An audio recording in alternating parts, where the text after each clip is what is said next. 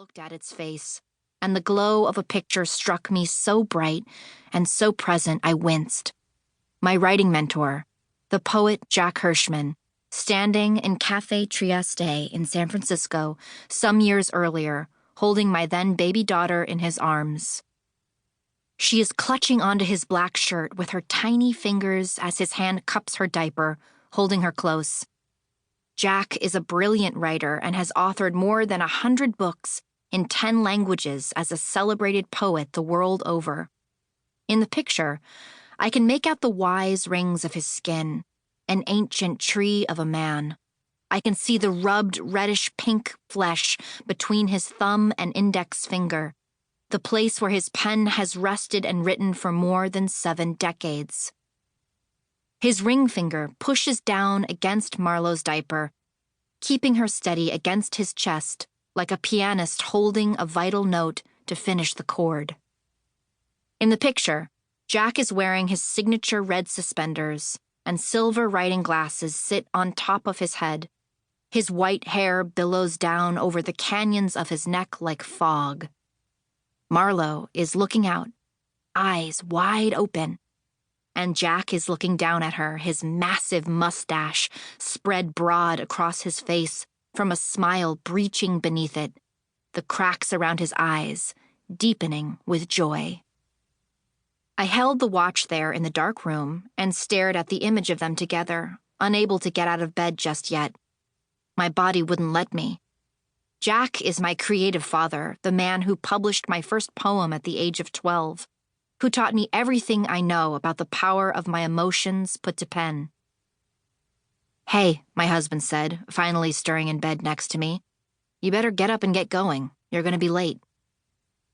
In the car ride to work, I again looked at my watch to see what new photo might appear, but saw the same picture of Jack and my daughter. And again when I got to my trailer, and again during our lunch break, and when I got home, and before bed, and the next day, and the next day after that. The face of the watch was no longer rotating the different photos chosen for it, but instead held just this one. I checked the watch's app on my phone and reset it, but it was still stuck on Jack. It was stuck on Jack for a long time. How sweet, I thought, the universe keeping him close to me while abroad.